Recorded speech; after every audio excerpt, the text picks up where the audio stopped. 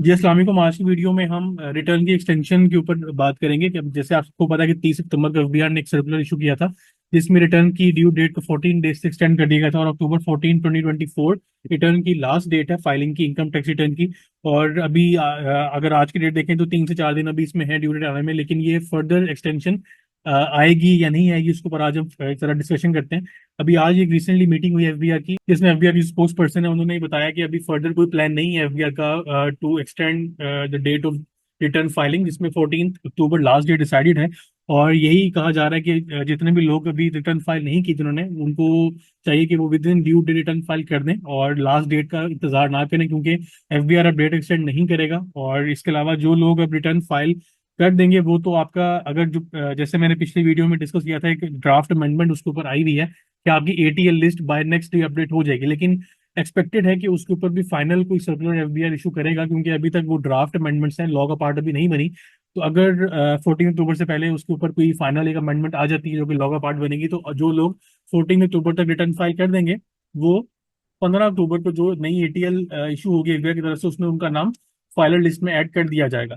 लेकिन जो लोग रिटर्न फाइल नहीं करेंगे 14 अक्टूबर तक और रिटर्न की डेट एक्सटेंड नहीं होती, तो उनके ऊपर काफी जो है वो इश्यूज रेज हो सकते हैं एफबीआई की तरफ से। उसमें डिफरेंट चीजों के ऊपर रिस्ट्रिक्शन लगाई जा सकती है, इसके ऊपर हम आज डिस्कशन करेंगे।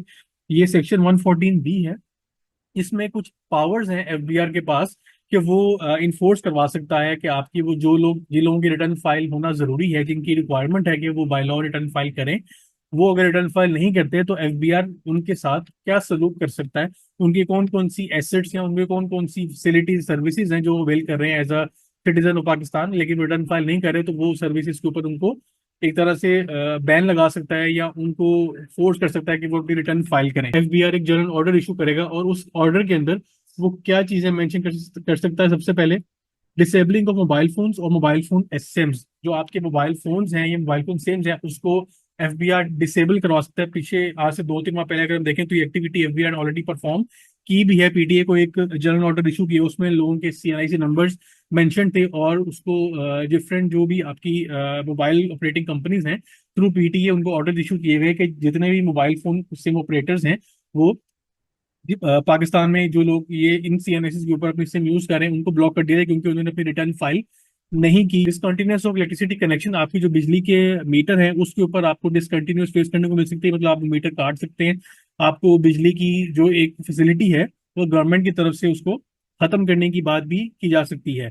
डिसकंटिन्यूस ऑफ गैस कनेक्शन, इसी तरह ही आपके जो गैस का कनेक्शन है यूटिलिटी का उसको भी डिसकंटिन्यू करने की बात की जा सकती है। आपका वो कनेक्शन जो है वो कट हो सकता है बाय द गवर्नमेंट और वो ऑर्डर इशू किया जाएगा थ्रू एफबीआर। अच्छा, जो पॉइंट नंबर 4 है जो हाईलाइटेड है, इसके अंदर कुछ रिस्ट्रिक्शन की बात की जा रही है, जिसके ऊपर फॉरेन ट्रेवल की बात है कि आप लोग फॉरेन ट्रेवल भी नहीं कर सकेंगे अगर आप रिटर्न फाइल नहीं करते। लेकिन कुछ लोगों को इसमें एग्जाम्पशन है, कुछ लोगों के ऊपर रिस्ट्रिक्शन नहीं लगाई जाएगी चाहे वो रिटर्न फाइल नहीं भी कर रहे। सबसे पहले अगर आपके पास नाइकॉब है तो आपके ऊपर ये रिस्ट्रिक्शन अप्लाई नहीं होगी। अगर आप माइनर स्टूडेंट हैं तो आपके ऊपर रिस्ट्रिक्शन अप्लाई नहीं होगी। पर्सन प्रोसीडिंग अब्रोड फॉर हज और उम्रा, अगर आप हज और उम्रे की फॉरेन ट्रैवल के ऊपर जा रहे हैं तो तब आपके ऊपर रिस्ट्रिक्शन ये अप्लाई नहीं होगी अगर आप नॉन फाइलर हैं। And such other classes of person as notified by the board. और इसके अलावा अगर एफबीआर कोई बाय टाइम कोई अगर इशू करता है ऐसा हो या कोई ऑर्डर जिसके अंदर वो स्पेसिफिकली किसी बंदे को या किसी क्लास ऑफ टैक्स पेयर्स को एग्जाम करता है तो वो भी इसमें एग्जाम हो जाएंगे। अच्छा, अब जो लोग इस ऑर्डर के बाद जिनकी सर्विसेज बंद होती हैं, जिनके बिजली के बिल कनेक्शन जो है वो डिस्कनेक्ट हो जाते हैं, उनकी रिस्टोरेशन के लिए भी एफबीआर ही ऑर्डर इशू करेगा दोबारा से।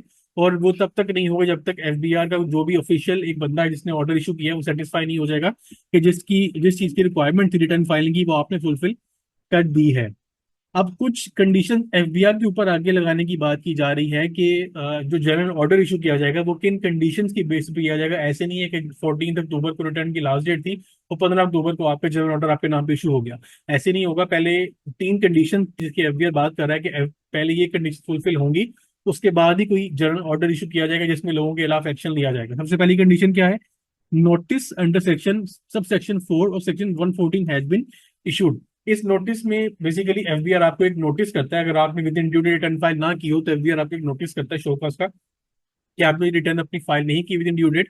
तो वो आपसे एक रीजन पूछता है कि मैं क्यों आपके खिलाफ या क्यों आपके अगेंस्ट अपनी जो एक प्रोसीडिंग है या पेनल्टी आपके ऊपर मैं क्यों ना लगूं, क्योंकि आप रिटर्न फाइल नहीं की विद इन ड्यू डेट। ये पहला नोटिस इशू करना जरूरी है, शो कॉज इशू करना जरूरी है, ताकि अगले बंदे का पॉइंट ऑफ व्यू लिया जाए। Second is date of compliance of the notice under subsection 4 of section 114 has elapsed, और उस नोटिस की कंप्लायंस डेट होती है जो एफबीआर इशू करता है। फॉर एग्जांपल 15 अक्टूबर को एक नोटिस इशू किया एफबीआर ने उन लोगों को जिन्होंने रिटर्न फाइल करनी थी, लेकिन वो रिटर्न फाइल नहीं हुई उनकी तरफ से, तो एफबीआर ने नोटिस इशू किया 15 अक्टूबर को, और 15 डेज की उसकी कंप्लायंस डेट रखी टिल 31 अक्टूबर या 30 अक्टूबर। अब 30 अक्टूबर आने या 31 अक्टूबर जब तक गुजर नहीं जाती, तब तक एफबीआर जनरल ऑर्डर इशू नहीं कर सकता अगेंस्ट दोज पर्सन जिन्होंने रिटर्न फाइल नहीं की। थर्ड कंडीशन क्या है, the person has not file the return, और उस बंदे ने नोटिस करने के बाद या टाइम लैप्स होने के बावजूद रिटर्न फाइल नहीं की, तो फिर एफबीआर के पास राइट है कि वो जनरल ऑर्डर इशू करे। अगर इन कंडीशन के बगैर एफबीआर को जनरल ऑर्डर इशू करेगा, तो वो ऑर्डर वॉइड होगा, उसके ऊपर कोई एक्शन नहीं लिया जा सकता। तो अगर किसी लोग तो अगर किसी बंदे को कोई नोटिस रिसीव हो एफबीआर की तरफ से या कोई जनरल ऑर्डर रिसीव हो, तो आप पहले मेक श्योर कर लें कि एफबीआर ने क्या ये 3 कंडीशन को फुलफिल किया है, तो आपको वो नोटिस करे पहले, उसके बाद उसकी कंप्लायंस डेट का वेट करें, फिर अगर आपने रिटर्न फाइल नहीं की होगी तो ऑर्डर करें। अदरवाइज वो ऑर्डर एप्लीकेबल नहीं होगा, वो उसके ऊपर कोई एक्शन नहीं लिया जा सकता। नेक्स्ट क्वेश्चन ये आता है कि ऐसे कौन से लोग हैं जिनको रिटर्न फाइल करने की रिक्वायरमेंट बाय लॉ नहीं है, मतलब लॉ उनको एग्जाम्पशन दे रहा है कि ये लोग रिटर्न फाइल ना करें, चाहे उनके पास कोई एसेट्स वगैरह हैं या कोई बाय लॉ में एग्जाम्पशन अवेलेबल एफबीआर कुछ लोगों को दे रहा है। अच्छा, अब वो लोग कौन से हैं, person not required to furnish return of income. अब ये एक लिस्ट दी गई है कि a widow an orphan below the age of 25 years, a disable person, और in the case of ownership of immovable property a non resident person, एक बेवा। यहाँ पे सेकंड नंबर में लिखा हुआ है कि जो एक यतीम बच्चा है, फीमेल या male, less than 25 years of age. Third third point में जिसको एग्जम्पशन अवेलेबल है रिटर्न फाइलिंग करने से, वो एक डिसेबल पर्सन है। फोर्थ में, अब डिसेबल पर्सन के लिए आपके पास मेडिकल को सर्टिफिकेट होना चाहिए। पॉइंट नंबर ए के लिए आपके पास अपने हस्बैंड का डेथ सर्टिफिकेट होना चाहिए। पॉइंट नंबर बी में आपके पास अपने जो पेरेंट्स हैं या आपके फादर हैं उसका उनका उनका डेथ सर्टिफिकेट आपके पास होना चाहिए। पॉइंट नंबर 4 में, इन the case of ownership of immovable property a non resident person, अगर आप एक एनआरपी हैं और आपकी सिर्फ एक पाकिस्तान में प्रॉपर्टीज है, कोई इनकम नहीं है, तो आपके ऊपर भी रिटर्न फाइलिंग की रिक्वायरमेंट बाय लॉ एप्लीकेबल नहीं है। लेकिन कुछ चीजें हैं जो कि आपकी, जैसे कल को प्रॉपर्टी आपको बेचनी पड़ती है, तो आपको जब आप प्रॉपर्टी बेचने जाएंगे तो आपके ऊपर नॉन फाइलर का रेट अप्लाई हो जाएगा, तो वहां पे बचने के लिए, उस ज्यादा टैक्स आपके ऊपर ना लगे, उससे बचने के लिए इट इज कंपल्सरी या इट इज रिकमेंडेड कि आप अपनी बीइंग एन एनआरपी, अगर आपके पास प्रॉपर्टी कोई है तो आप रिटर्न फाइल कर दें। लेकिन लॉ में there is no such requirement कि आप अपनी फुल रिटर्न फाइल करें। वो एनआरपी की सेपरेट एक स्टेटमेंट होती है जो कि सिर्फ वेल्थ स्टेटमेंट होती है, वो फाइल करनी होती है, फुल रिटर्न फाइल करने की जरूरत नहीं होती। लेकिन अब ये जो एग्जाम्पशन अवेलेबल है इसके ऊपर कुछ कंडीशंस एफबीआर ने मेंशन किए हैं, जो कि यहाँ पे वो बता रहा है, the following person shall not be required to furnish a return of income for a tax year solely by reason of this clauses. अब वो कह रहा है कि अगर आपकी ये 3 से 4 रीजन, जिसका यहाँ पे उसने मेंशन किया है, अगर ये 3-4 रीजंस हैं आपकी, तो सिर्फ आपके ऊपर एग्जाम्पशन अवेलेबल है कि आप ये 4 कैटेगरीज में फॉलो करें तो आप रिटर्न फाइल ना करें। अब वो ऐसी 3 से 4 रीजंस क्या हैं, वो हम यहाँ पे डिस्कस करते हैं। ये 3-4 पॉइंट्स यहाँ पे लिखे हुए हैं। Section 114 sub section 1 and clause B की आगे सब क्लॉजेज हैं। क्लॉज सब क्लॉज 3, 4, 5 एंड 6 यही अभी जिक्र कर रहा है, 3, 4, 5 एंड 6। अच्छा, 3 में क्या बोल रहा है, इसमें वो बात कर रहे हैं कि अगर आपके पास कोई इमूवेबल प्रॉपर्टी है जिसका 500 स्क्वायर यार्ड या उससे ज्यादा का एरिया है, या अगर आपके पास फ्लैट है इस्लामाबाद में, कैंट के एरियाज में, या किसी लोकल गवर्नमेंट की जो एक रेगुलेटरी अथॉरिटी होती है उसके अंडर वो एरिया में फॉल करता है, तो आपके ऊपर रिटर्न फाइल करने की रिक्वायरमेंट नहीं है। मतलब इसका मतलब क्या होगा कि अगर एक विडो है और उसके पास कोई प्रॉपर्टी है जो 500 स्क्वायर यार्ड से ज्यादा के एरिया है, तो बाय लॉ कोई एक बंदे के पास अगर ये इतनी प्रॉपर्टी हो तो उसको रिटर्न फाइल करनी चाहिए, उसकी रिक्वायरमेंट है। लेकिन एग्जाम्पशन दी गई है विडो को, कि अगर वो विडो है तो उसके लिए इसकी क्राइटेरिया की रिक्वायरमेंट एग्जाम्पशन में आ जाएगी, फिर उसको रिटर्न फाइल करने की जरूरत नहीं है। अच्छा, इसी तरह यही अगर प्रॉपर्टी ऑर्फन के पास हो तो भी वो एग्जाम्प्ट है, किसी डिसेबल पर्सन के पास इतनी प्रॉपर्टी हो तो वो भी एग्जाम्प्ट है, या अगर किसी एनआरबी के पास हो तो वो भी एग्जाम्प्ट है। इन चारों के अलावा किसी और बंदे के पास अगर इतने एरिया या इससे ज्यादा की प्रॉपर्टी होगी तो उसको रिटर्न फाइल करनी पड़ेगी। नेक्स्ट जो क्राइटेरिया है प्रॉपर्टी का, वो पॉइंट नंबर 4 में मेंशन है, owns immovable property with a land area of 500 square yards और more located in a rating area. Rating area basically होता है कि जो एफबीआर में जहाँ पे जो डीसी रेट्स हैं, या जो एफबीआर ने जहाँ पे रेट्स अपने अनाउंस किए होते हैं, या जो एफबीआर की वेबसाइट पे अपने जो रेट्स आ रहे हैं पर मरला या कमर्शियल रेजिडेंशियल, अगर उस एरियाज में कहीं आपके पास कोई प्रॉपर्टी है तो 500 स्क्वायर यार्ड या उससे ज्यादा का एरिया है तो भी आप एग्जेम्प्ट होंगे, अगर आप जो ऑनर्स हैं वो इन 4 कैटेगरीज में फॉल करते हैं। पॉइंट नंबर 5 में, owns a flat having covered area of 2000 square feet और more located in a rating area. ऊपर बात की गई है movable property with a land area of 500 square yard, नीचे बात की जा रही है फ्लैट की with a covered area of 2000 square feet और मोर। ठीक है, अब फ्लैट को भी एग्जाम्पशन मिल गई, प्रॉपर्टी को एग्जाम्पशन मिल गई, और ऊपर यहाँ पे ओपन एग्जाम्पशन मिल गई 500 स्क्वायर यार्ड और मोर। यहाँ पे रेटिंग एरिया की बात नहीं, और यहाँ पे कंटोनमेंट बोर्ड या फिर आपकी आईसीटी बेसिकली जो आपके एक कैंट या जो एक प्राइवेट रेगुलेटरी अथॉरिटी है उसके अंदर आ जाती है बात, उसके अंडर आपको एग्जाम्पशन यहाँ पे दी जा रही है। लेकिन एग्जाम्पशन किनको अवेलेबल है? अगर जो ऑनर्स हैं वो इन 4 कैटेगरीज में फॉल करते हैं। अगर ऑनर्स इस तरह की प्रॉपर्टीज के ऑनर इन 4 कैटेगरीज में नहीं है तो फिर उनकी रिटर्न फाइल करनी पड़ेगी, otherwise they are exempt. Last में, owns a motor vehicle having engine capacity above 1000 CC.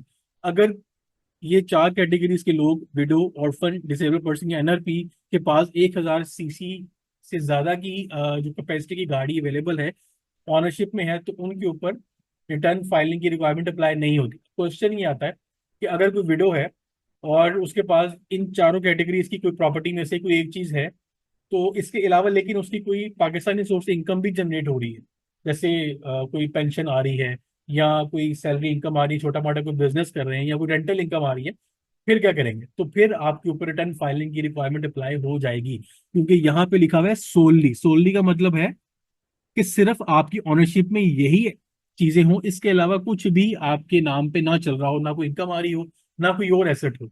ऐसा नहीं है कि आपके नाम पे ये एसेट्स भी हैं और आपकी इनकम भी जनरेट हो रही है तो आप इसमें एग्जाम्पशन ले लें। नो, यहाँ पे सोलली का वर्ड लिखने का मतलब ही ये है कि इन लोगों को एग्जाम्पशन सिर्फ तब अवेलेबल है जब इनकी ओनरशिप में सिर्फ ये प्रॉपर्टीज आ रही हैं, इसके अलावा कुछ नहीं आ रहा, कोई इनकम जनरेट नहीं हो रही। अगर कोई इनकम जनरेट हो रही होगी तो फिर आपको रिटर्न फाइल करनी पड़ेगी, फिर देर इज नो एग्जाम्पशन।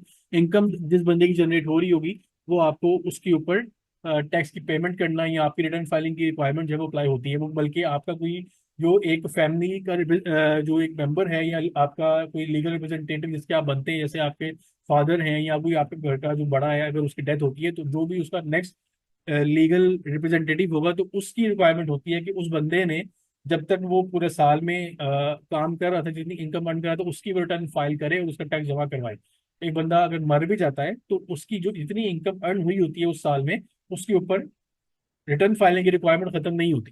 ठीक है, तो इनकम अगर आप जनरेट कर रहे हैं तो देर इज नो एग्जाम्पशन, क्योंकि यहाँ पे वर्ड सोली का लिखा हुआ है। सोली का मतलब हो गया कि अगर सिर्फ ये एसेट्स है, कोई इनकम जनरेट नहीं हो रही, तो एग्जाम्पशन होगी। ये तो एक डिस्कशन थी regarding return filing due date, और जो लोग रिटर्न फाइल नहीं करेंगे उनको क्या कॉन्सिक्वेंस फेस करने को मिल सकते हैं, और इसके अलावा कि लोगों को रिटर्न फाइलिंग की रिक्वायरमेंट नहीं है, जो लोग एग्जाम्पशन है उसके एग्जाम्पशन क्राइटेरिया भी हम लोगों ने डिटेल में डिस्कस कर लिया। इंशाल्लाह नेक्स्ट वीडियो में एक नए टॉपिक के ऊपर डिस्कशन होगी। अपने ख्याल रखिएगा। अल्लाह हाफिज।